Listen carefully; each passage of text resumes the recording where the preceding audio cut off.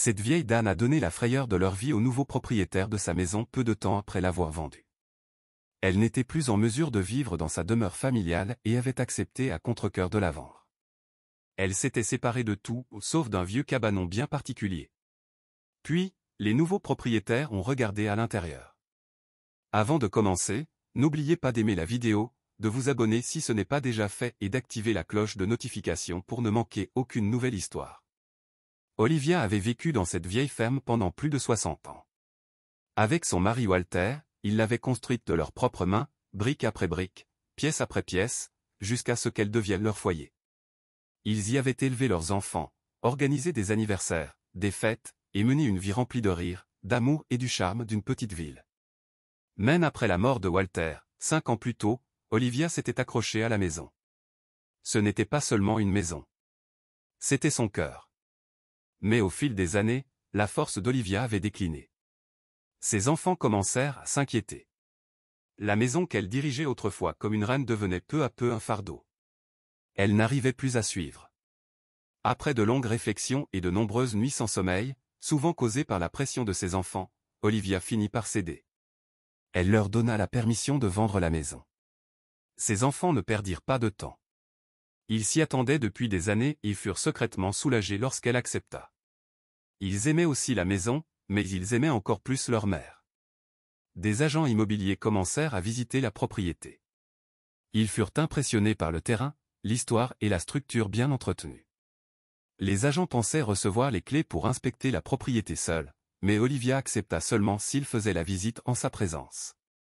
Les agents étaient impatients de tout répertorier, la grange, le verger, et même la petite cabane de jeu des enfants. Olivia ne voyait pas d'inconvénient, sauf lorsque leur regard se posait sur le petit cabanon en bois au fond du terrain. Chaque fois que quelqu'un regardait vers ce cabanon, l'humeur d'Olivia changeait. Elle faisait un geste de la main, disant d'un ton léger, « Cette vieille chose n'est pas à vendre ». Elle riait, comme si c'était une plaisanterie. Les agents riaient aussi, mais elle les détournait rapidement du sujet. Le cabanon n'avait pourtant rien de spécial à première vue, une petite structure vieillie, nichée sous les arbres. Les enfants d'Olivia n'étaient jamais entrés là-dedans. Plus jeunes, il n'y avait pas d'accès, car leurs parents disaient qu'ils s'y trouvaient des outils dangereux. En grandissant, ils n'avaient simplement plus eu l'envie d'y aller. Olivia n'avait donc jamais eu à intervenir. Finalement, des acheteurs se présentèrent, puis repartirent. Un jeune couple, en revanche, fut particulièrement séduit. Ils adoraient la cuisine chaleureuse et le vaste verger, mais ils demandèrent plus d'une fois, « Et le cabanon, qu'est-ce que c'est ?» Olivia sourit simplement. « Ce n'est pas compris dans la vente », répondit-elle en plaisantant. Au moment de finaliser la vente, l'avocat d'Olivia ajouta une clause étrange, le cabanon et le petit bout de terrain autour resteraient sa propriété. Olivia lui demanda de placer cette clause tout au fond du contrat, parmi des lignes de jargon juridique ennuyeuses, espérant que le couple ne la remarquerait pas, et son idée fonctionna. Le couple signa l'acte sans jamais se rendre compte de cette condition. Plus tard dans le mois, les cartons furent faits. Les souvenirs d'Olivia furent soigneusement enveloppés dans du papier journal et rangés dans des boîtes. Ses enfants l'aidèrent à emménager dans un petit appartement tranquille non loin de là. Olivia ne dit pas grand-chose lorsqu'elle quitta la maison pour la dernière fois. Elle resta un instant sur le perron, la main posée sur la rambarde. Puis, elle descendit les marches et monta dans la voiture de sa fille. Avant qu'ils ne partent, elle fit une dernière demande, passer devant le cabanon. Ses enfants ne comprirent pas pourquoi, mais obéirent. Olivia le regarda comme on regarderait un journal intime fermé ou un souvenir enfoui. C'était la seule chose qu'elle n'avait pas lâchée. Les nouveaux propriétaires emménagèrent une semaine plus tard, sans savoir ce qui les attendait. Jonah et Judith n'en revenaient pas de leur chance. La maison était parfaite, charmante, spacieuse et pleine de chaleur. Leur fille de 10 ans, Caleb, réclama aussitôt la chambre avec la plus belle vue sur le verger.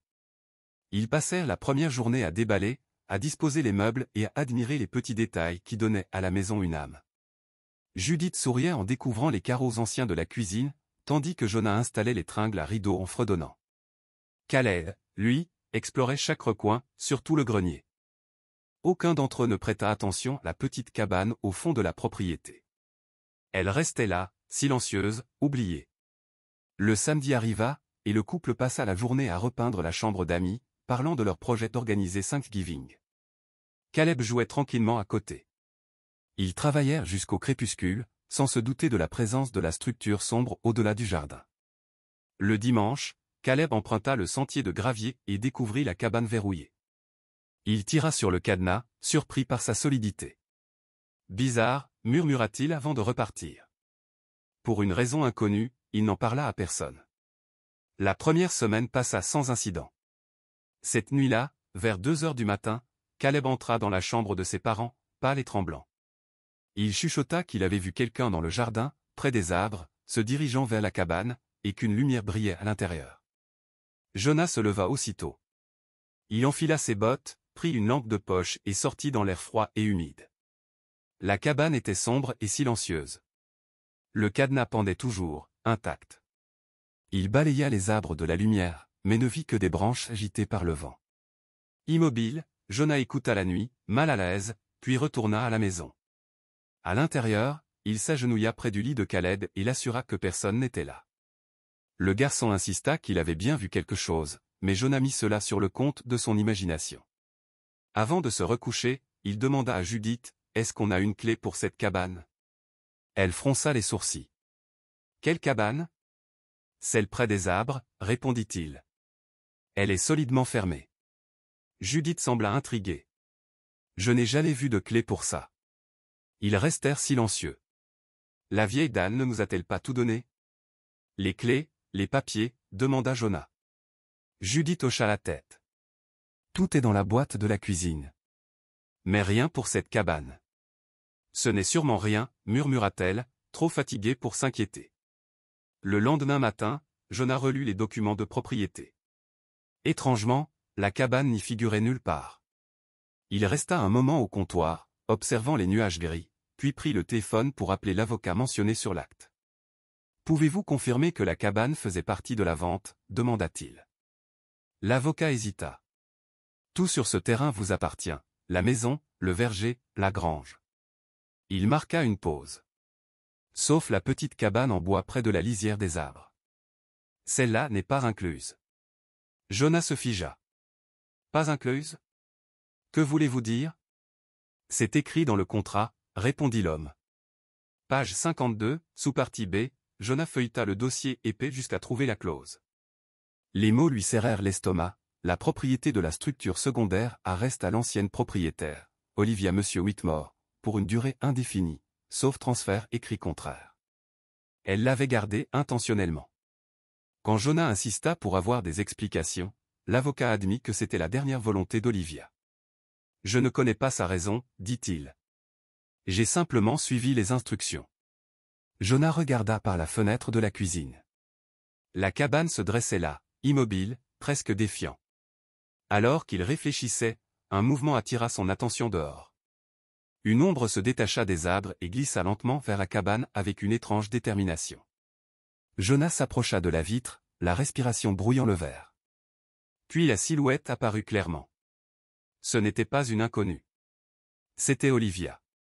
La vieille femme de 85 ans était revenue, avançant lentement mais d'un pas décidé à travers la cour.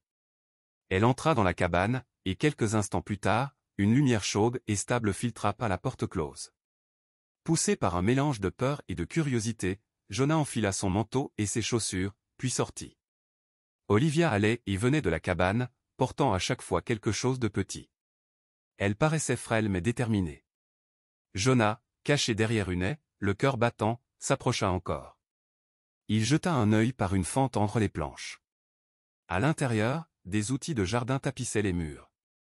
Un établi se trouvait au fond, et au centre, une grande machine cubique vibrait sur le sol. Prenant son courage à 2 mains, il poussa la porte. Elle grinça doucement, révélant l'intérieur baigné d'une lumière ambrée vacillante. Olivia avait disparu. Mais comment ? La cabane était minuscule, à peine 8 mètres carrés. Nulle part où se cacher. Jonah entra prudemment, scrutant chaque recoin.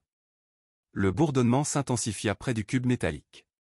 En s'approchant, il reconnut un générateur, bien trop puissant pour alimenter une simple ampoule. « Que alimentes-tu » murmura-t-il en suivant les câbles qui partaient de sa base. L'un d'eux montait vers la lampe au plafond, mais plusieurs autres couraient sur le sol, s'enroulant avant de disparaître dans un petit trou près du mur du fond. Une trappe cachée. Il tira dessus, et les planches se soulevèrent avec un grincement réticent, révélant une ouverture sombre en dessous. Un escalier en colimaçon descendait dans l'ombre, les marches en bois humide disparaissant dans le noir. Un sous-sol entier sous une cabane qui ne lui appartenait même pas. Jonah posa le pied sur la première marche, agrippant la rampe en bois. En bas, la pièce s'ouvrait en une large salle. Des étagères couvraient les murs, des tables débordaient d'objets, et l'air était tiède et immobile. Au centre, Olivia était assise, tenant quelque chose contre elle, les épaules secouées de sanglots. Jonah s'arrêta net. Dans ses mains, une vieille photo froissée d'elle et de Walter Young, souriant, plein de vie. Elle ne l'avait pas encore remarqué. Quand Jonah prononça doucement son nom, elle leva les yeux, rouge mais apaisée. « Vous l'avez trouvé » dit-elle d'une voix faible et chargée d'émotion. Jonah regarda autour de lui. Un uniforme militaire fané pendait au mur, à côté d'une rangée de médailles, de journaux et de vieilles bottes de jardinage. « C'est tout ce qui me reste de lui » murmura Olivia. « Je ne savais pas où le garder. L'appartement est trop petit, trop propre. Il n'y aurait pas sa place. » Sa voix tremblait de chagrin et de tendresse. « C'est lui qui a construit ce sous-sol, coulé le béton lui-même. C'était à nous. Après sa mort, je n'ai pas pu lâcher prise. Je l'ai transformé en quelque chose à moi. » Jonah ne dit rien. Il comprenait. Ce n'était pas un secret pour tromper. C'était un lieu né de l'amour et de la mémoire. « J'ai dit la vérité à mes enfants, » reprit Olivia calmement. Quand ils étaient petits, cette cabane contenait vraiment des outils dangereux, des lames, des produits chimiques, des choses que Walter utilisait. C'est pour ça qu'on la verrouillait. Mais après sa mort, j'ai tout vidé, pièce par pièce, pour la remplir de souvenirs que personne d'autre ne comprendrait. Jonah s'assit sur un vieux tabouret, l'écoutant parler. Ils restèrent là, en silence, entourés du monde de Walter, préservé, sacré, intact. Finalement, Jonah demanda doucement, « Que voulez-vous qu'on en fasse ?» Elle répondit à voix basse, « Je veux juste pouvoir venir, de temps en temps, la garder telle qu'elle est. » Jonah hocha la tête. « D'accord. Nous la garderons en sécurité. » Ils remontèrent ensemble l'escalier. Dehors, le soleil perçait les nuages. Olivia regarda le verger, puis Jonah. « Merci, » dit-elle simplement, reconnaissante. Cet après-midi-là, Jonah raconta tout à Judith. C'était son espace, dit-il. Elle en a fait un souvenir. Judith lui serra la main. On la laissera tranquille. Dès lors, Olivia vint une fois par mois.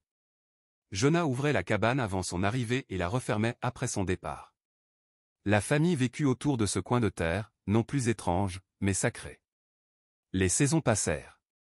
La cabane resta un petit fragment d'amour préservé par des étrangers devenus famille. Et lorsque vint le temps d'Olivia, ses cendres furent déposées à côté de l'uniforme de Walter, sous la douce lumière du plafond. Jonah et Judith ne parlèrent jamais de ce qui se trouvait sous la cabane, mais chaque printemps, ils plantaient des fleurs près de la porte, des fleurs silencieuses pour un amour qui ne mourut jamais vraiment.